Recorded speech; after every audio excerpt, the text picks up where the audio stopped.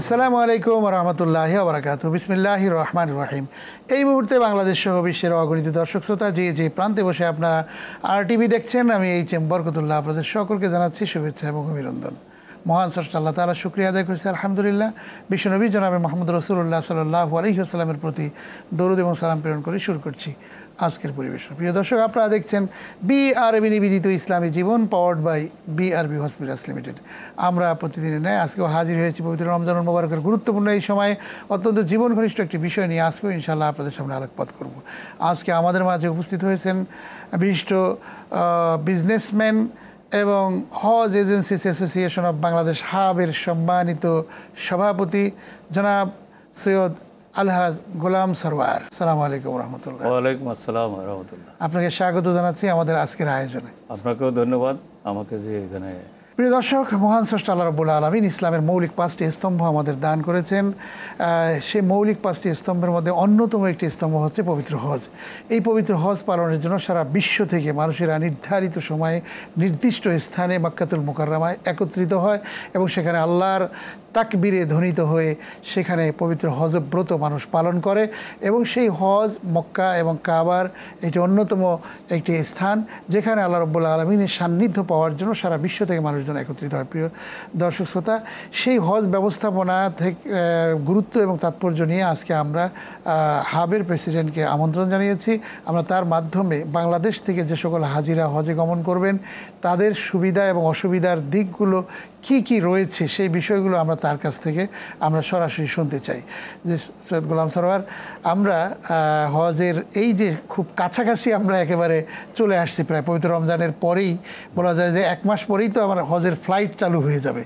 এই ফ্লাইট চালু হওয়ার ক্ষেত্রে হাজিরা তো এখন মোটামুটি নিবন্ধিত এবং তারা সবাই ফ্লাইটের শিডিউল আশা করি পাবে। এবং আসলে এই সব মিলে আপনি যদি আলোচনা করেন যে আসলে আমরা কীভাবে হজ ব্যবস্থাপনাকে সুন্দর করবার জন্য কী কী পরিকল্পনা আপনাদের আছে এবং ফ্লাইট শিডিউল থেকে শুরু করে বা যাওয়ার ক্ষেত্রে বাড়ি ভাড়া করা থেকে শুরু করে কি কি বিষয় আপনি মনে করছেন যে সমস্যা? এবং আপনার কথা যথার্থ যে হজ আসলে কাছে এসে গেছে।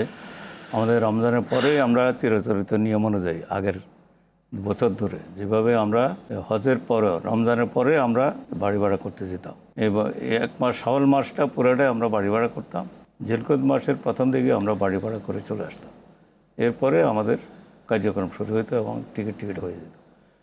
এখন সৌদি আরব সিস্টেম করছে যে 25শে মার্চের মধ্যে সব বাড়ি ভাড়া করতে হবে, নাহলে তাদের মূল্যায়ন এবং অন্যান্য কার্যক্রম বন্ধ হয়ে যাবে। বাড়ি ভাড়াটা যদি অনলাইনে আমরা না দিয়ে থাকি তাহলে সব কার্যক্রম বন্ধ হয়ে যাবে। তারা চিঠি দিয়েছে এবং টেলিফোনে এবং জুম মিটিংও কালকে কথা বলছে। তো ওখানকার মন্ত্রী মহোদয় বলছেন যে যেভাবে হোক 25 তারিখের মধ্যে যদি বাড়ি ভাড়া করতে না পারে তাহলে ওইসব যাত্রী হজে যাওয়ার নিশ্চিত না অনিশ্চিত হয়ে যেতে পারে। এই ব্যাপারে আমাদের সমস্যাটা হচ্ছে আমরা কিন্তু 25 তারিখের মধ্যে বাড়ি ভাড়া করতে চাই, কিন্তু বাড়ি ভাড়া করতে গেলে আমাদের সৌদি আরব যেতে হবে। সৌদি আরব যেতে গেলে আমাদের কোনো ভিসা নাই, আমাদের কোনো আগে বাড়ি ভাড়া ভিসা দিত, সে ভিসা এখন এমবাসিতে দিচ্ছে না। আর এখানে আমরা যেহেতু ভিসা নাই, আমরা উমরা ভিসা গিয়ে আমরা বাড়ি ভাড়া করে আসতাম। তো উমরা ভিসা এখন প্রায় বন্ধের পথে। 100 জন আমরা সাবমিট করলে 2 জন বা 3 জন পাই। উমরা ভিসাও বন্ধ, আবার এদিকে হজের বাড়ি ভাড়ার ভিসাও বন্ধ। তো এই জন্য আমরা যেতে পারতেছি না। এটি হলো আমাদের একটা সমস্যা। আর একটা হচ্ছে ওখানে সৌদি আরবে যে বাড়িগুলা তসরিয়া মানে অনুমোদন সরকারি অনুমোদন হাজিদের থাকার অনুমোদন, সে অনুমোদনও 50% মিলে নেই। 50% অনুমোদন এখনও সৌদি সরকার রিনিউ করতে পারে নাই। তো আমরা গিয়েও তো কোনো লাভ নাই, যদি অনুমোদনবিহীন বাড়ি করলে তো আমাদের লাভ নাই, আমাদের এতে সিস্টেমে আসবে না। এই দুইটা জিনিস, একটা হলো আমরা যেতে পারতেছি না, আর একটা হলো আমাদের ওখানে তসরিয়া নাই, যে কারণে আমরা 25 তারিখের মধ্যে এই বাড়ি ভাড়া করা আমাদের জন্য অসম্ভব। তো এটা আমরা ধর্ম মন্ত্রণালয় আজকে সচিব মহোদয়ের সাথে কথা বলেছি। আমি বলেছি ওনাদেরকে আপনারা বুঝান যে এটা অন্ততপক্ষে 15ই এপ্রিল পর্যন্ত যেন বাড়াই দেয়, তাহলে আমরা নিশ্চিতভাবে বা মানে অনায়াসে আমরা বাড়ি ভাড়া করে ফেলতে পারবো। কারণ আমরা বাড়ি ভাড়া করবো না কেন, আমরা তো বাড়ি ভাড়া না করলে আমাদের হাজিরা থাকবে কোথায়? সুতরাং আমরা উদ্গ্রীব আছি, আমরা চেষ্টা করতেছি। আর যাদের আমরা আজকে চিঠি দিছি হাবে থেকে যেসব লোকদের বাড়ি, যেসব লোকদের ভিসা আছে বা বাড়ি ভাড়া ওখানে তৈরি আছে, এসব লোকগুলা যেন তৈরি করে তাড়াতাড়ি করে চলে যায়। তারপরে আমরা 50% বা 60%ও যদি আমরা বাড়ি ভাড়া করতে এখন পারি। বাংলাদেশ থেকে কতজন হাজি এবারে আপনার বেসরকারিভাবে যাবেন? এবারে বেসরকারিভাবে হলো 80,000। 80,000 যাবেন। 80,000 হাজি। এবং এই 80,000 হাজির মধ্যে কতজনের বাড়ি ভাড়া এখনো পর্যন্ত কমপ্লিট এখন হয়েছে? পর্যন্ত মাত্র 6% বাড়ি ভাড়া হয়েছে। আল্লাহ, 80,000-এর মধ্যে ধরুন 6,000 বা 4-5,000 হাজি হাজি হয়েছে। তাহলে তো বিশাল মানে বিশাল হাজি- অঙ্ক। যে যে এটা হাজিরা দেখতে হজে পাচ্ছেন। যাওয়ার ব্যাপারে তো একটা অনিশ্চয়তা মনে হচ্ছে। অনিশ্চিত। তো এইটাকে আপনার সঠিকভাবে নিয়ে আসার জন্য আপনাদের কি কি পদক্ষেপ আপনারা গ্রহণ করেছেন? আমরা তো আসলে ভিসা দেওয়ার মালিক আমরা না, আমরা ভিসা দেওয়ার মালিক হচ্ছে সৌদি এমবেসি। এবং সৌদি এমবেসির সাথে আমাদের ধর্ম মন্ত্রণালয় এবং আমাদের যে পররাষ্ট্র মন্ত্রণালয়, এই দুইটা মন্ত্রণালয় সংযুক্ত। তারা যদি চেষ্টা করে বা সচিব মহোদয় অথবা আমাদের উপদেষ্টা মহোদয় যদি অ্যাম্বাসেডারকে ডাকে, এখন অবশ্যই অ্যাম্বাসেডার নাই, ডেপুটি অ্যাম্বাসেডার, তো ওনাদেরকে ডেকে যদি এই সমস্যাটা তুলে ধরে, আমার মনে হয় এটা অচিরেই সমাধান হবে। জি, আশা করি এই সমস্যাটা কেটে যাবে। এবং প্রতি বছর তো আমরা দেখতে পাচ্ছি যে হাজিরা রমজান মাসের মধ্যে তারা যাওয়ার জন্য প্রিপারেশন নেয় এবং প্রত্যেক এজেন্সিরা তারা কিন্তু হজের মানে এই রমজানের মধ্যে অথবা রমজানের পর তারা গিয়ে বাড়ি কমপ্লিট করে তারপরে নিয়ে এসে তারপরে আপনার হাজিদেরকে নেওয়ার ব্যাপারে আপনার জিলকদ মাসের 1 তারিখ থেকে তো আপনার হজের ফ্লাইট শুরু হবে নাকি? এই ব্যাপারে নিশ্চয়তা কত? জিলকদ মাসের 1 তারিখ বা 2 তারিখ এরকমের মধ্যে, জিলকদ মাসের আগেই আমাদের বাড়ি ভাড়া করে চুক্তি করে আমাদের চলে আসতে হবে। অনেক ধন্যবাদ। আমরা যাবো ইনশাআল্লাহ, আপনার কাছে আরও কথা শুনবো। অত্যন্ত গুরুত্বপূর্ণ কথা, আপনি তথ্যভিত্তিক কথা বলছিলেন, যে কথাগুলো আসলে খুবই প্রয়োজন ছিল। এবং এই কথাগুলো যদি জাতিরা জানতে না পারে তাহলে তো তারা অনেক টেনশনে পড়বে। হাজিরা যাতে টেনশনে না পড়ে সেজন্য আমাদের কি করণীয়, এ বিষয় নিয়ে কথা শুনবো একটি বিরতির পর। প্রিয় দর্শক, আপনারা দেখছেন বিআরবি নিবেদিত ইসলামী জীবন, powered by BRB hospitals limited. অনুষ্ঠানটি RTV থেকে সম্প্রচারিত হচ্ছে। সময় হয়েছে ছোট্ট একটি বিরতি নেবার। বিরতির পর আবারও ফিরে আসবো, ততক্ষণ আমাদের সঙ্গেই থাকুন।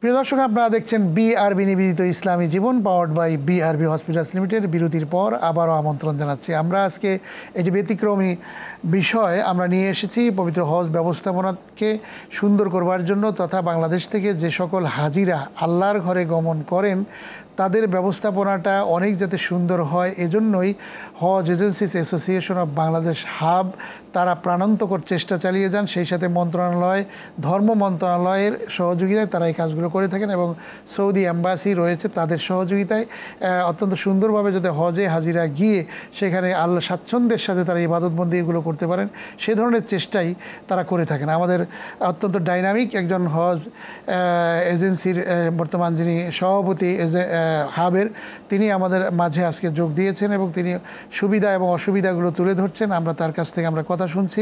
আমরা আবারও চলে যাচ্ছি তার কাছে, যে আসলে এখন হাজিদের জন্য আপনি আশার কি বাণী শোনাতে পারেন যে তারা আসলে এবারের হজ কি সুন্দর এবং সুষ্ঠুভাবে করতে পারবেন? আশা করে ইনশাল্লাহ পারবো। হাজিদের তো টেনশন বেড়ে গেছে যে তাদের বাড়ি ভাড়া এখনো হয়নি। তো তাদের জন্য আমাদের যা যা করার দরকার, যে তাদের IBN-এর টাকাটা আমরা পৌঁছে দিয়েছি। IBN মানে সরকারি ব্যাংক ব্যবস্থা, সরকারি যে টিকিটের টাকা, সরকারি যে মোয়াল্লেম ফি, তার অন্যান্য যে টাকাগুলো, এই টাকাগুলো আমরা সরকারের কাছে পৌঁছায় দিচ্ছি এবং সরকারও IBN-এর মাধ্যমে এটা ট্রান্সফার, ডলারের মাধ্যমে, রিয়েলের মাধ্যমে, সৌদি আরব আমাদের একটা অ্যাকাউন্ট আছে, সেই অ্যাকাউন্টে আমাদের সহ অ্যাকাউন্টে টাকাটা জমা হয়ে গেছে। এখন শুধু আমরা যাওয়ার সমস্যা, পরিকল্পনা এবং বাড়ি ভাড়া যাওয়াটা আমরা যদি ভিসা পেয়ে যাই ইনশাল্লাহ আমরা দ্রুত এই কাজটা করে নিয়ে আসবো। আর আমরা হাজিদের উদ্দেশ্যে আমরা বলতে চাই যে হাজিরা ইনশাল্লাহ যাবে, যদিও এটা সময় ক্ষেপণ হচ্ছে, যেহেতু ভিসা নাই, যেহেতু আমাদের ওখানে তসরিয়া নাই, তো আমরা তো গিয়ে লাভ নাই। সুতরাং এই যে সৌদি সরকার এবং বাংলাদেশ সরকার, দুই সরকারে মিলে এই ব্যবস্থাটা আশা করি ইনশাল্লাহ 2-4 দিনের মধ্যে এটা করবে, আমি আশা করি। এবং আমরাও চেষ্টা চালাচ্ছি। আমরা একটা গোল বৈঠক করতে চাচ্ছি হাবের মাধ্যমে, সেখানে বেশি লোক থাকবে, এখানে মিনিস্ট্রি লোক থাকবে এবং ওনাদেরকে আমরা ইনভাইট করব। তারপরে আমাদের যারা আমাদের অভিজ্ঞ লোক আছে, অভিজ্ঞ হজ এজেন্সির মালিক আছে, আমাদের লিডার আছে, এক্স সভাপতি আছে, সবাইকে নিয়ে আমরা একটা গোল মিটিং করে এই সমস্যাটা আমরা তুলে ধরবো এবং অচিরে এটা সমাধান হবে আমি আশা করি ইনশাআল্লাহ। ইনশাআল্লাহ।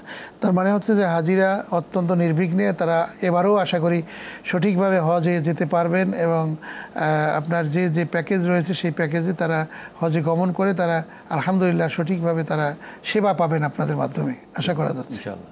এবং সবশেষে আপনার কাছে জানতে চাচ্ছি যে এই যে আপনার হজের যে টাকা অনেক সময় এবারে যে বেড়ে যাচ্ছে, হ্যাঁ, এবং এই বেড়ে যাওয়ার পিছনে আসলে এটার সমস্যাটা কি, মানে এটা কি কে দায়ী এই জন্য? এখানে প্রথম হচ্ছে আপনার ওই ডলার দাম বেড়ে গেছে আগে থেকে অনেক, প্রায় আপনার 30% ডলার দাম বেড়ে গেছে। 2 নম্বর হচ্ছে সৌদি আরবে আমরা 1089 রিয়াল আমরা এই তাদের ফি দিতাম, মানে এটা মোয়াল্লেম ফি দিতাম। সেই মোয়াল্লেম ফিটা 1,52,000 হয়ে গেছে। তো এখানেই তো আপনার 1,30,000 টাকা বেড়ে গেছে। টিকিটের দাম ছিল ধরুন 80-90,000, 1 লক্ষ টাকা 4-5 বছর আগে। এখন টিকিটের দাম হয়েছে 1,65,000-68,000। এই সব কিছু মিলে এখন 6 লাখের নিচে কোনো লোক যেতে পারবে না। আমাদের বাংলাদেশ সরকার একটা প্যাকেজ ঘোষণা করছে 5 লাখ 4 লাখ সামথিং। তো সেটা হচ্ছে আমরা 3 কিলোমিটার দূরে, 3 কিলোমিটার দূরে এসে তো নামাজ পড়তে পারবে না। সুতরাং বাংলাদেশের লোকেরা নামাজ পড়া ছাড়া মানে হজ করার মানে নামাজের ভিতরে হজের ভিতরে নামাজটা একটা অংশ। তারা মনে করছে যে অনেক কষ্ট করে হজে আসলাম, যদি মক্কা শরীফে যাইয়ে যদি নামাজটা না পড়তে পারি তাহলে তো এখানে কোনো আফসোস থেকে গেল। কাবায় গিয়ে আর কাবায় গিয়া মক্কা শরীফ মানে কাবা, হারাম শরীফ। তো এই জন্য এটা 3 কিলোমিটার 4 কিলোমিটার দূর থেকে কোনো হাজিরা আসবে না। আমাদের মিনিমাম 1 কিলোমিটারের ভিতরে রাখতে হবে। 1 কিলোমিটার ভিতরে রাখতে হলে আমাদের 6 লাখ টাকার নিচে আমরা করতে পারবো না। তো এই 6 লাখ টাকা অনেকে জোগাড় করতে পারে না, বিদায়ে আমাদের কোটা পূরণ হয়নি। কোটাতে প্রায় 1,29,000 আমাদের কোটা ছিল, সেখানে আমরা 80,000 সরকারি সহ 80,000 আমরা হাজির নিচ্ছি। এই যে সরকার যে এই যে সার্ভিসের ক্ষেত্রে যে আপনার বেসরকারি ব্যবস্থাপনায় এই যে আপনার 3 কিলোমিটার 1.5 কিলোমিটার দূরে রাখার বা কাছে একবারে রাখতে হলে তাদের কি ধরনের মানে তারা কি যে কোনো ধরনের প্যাকেজ তারা তৈরি করতে পারবে নাকি? না, সেটা প্যাকেজ হলো ডিপেন্ড করে। আপনার যদি 0 ডিস্টেন্স 5 স্টার হোটেল করেন তাহলে 16-17 লাখ টাকা লাগবে। আপনারা যদি 3 স্টার মানের করেন, যেমন আরিজাল পালা আছে, গুরু সুলতান আছে, দিয়াপা মোবারক আছে, অলাইন গোল্ডেন আছে, এইসব কাছাকাছি হোটেলগুলো আছে। বিশেষ করে বাংলাদেশিরা মেসফালা থাকতেছে, মেসফালায় থাকে বেশি, এই ইব্রাহিমখলিল্লাহ রোডে। সেই ইব্রাহিমখলিল্লাহ রোডে যদি 3 স্টার মানের হোটেলও রাখেন 3 জন 4 জন 2 জন করে, তাহলেও আমরা 8-10 লাখ টাকা লাগবে।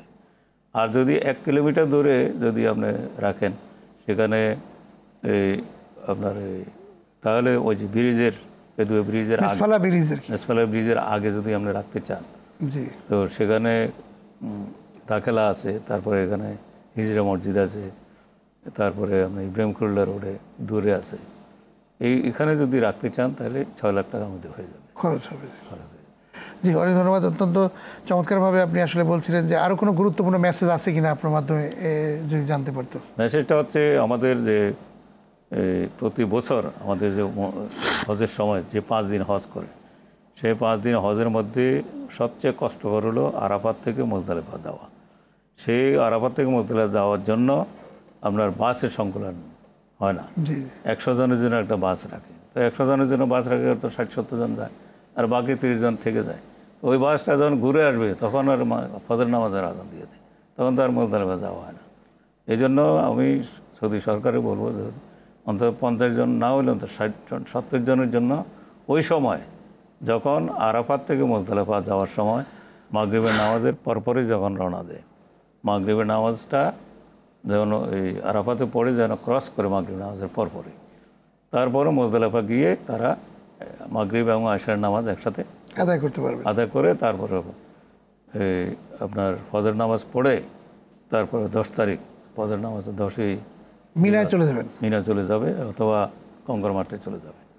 তো সেখানে হাঁটতে হবে, লোকদেরকে হাঁটতে হবে, কারণ ওখানে এত মানুষ, সেখানে গাড়ি রাখার কোনো ব্যবস্থা, মানে সব মিলিয়ে হজটা আসলে একটু কষ্টের, একটু কষ্ট করতে হবে। আশা করি আস্তে ধীরে এগুলো উন্নত পর্যায়ে আরও সামনে এগিয়ে যাবে।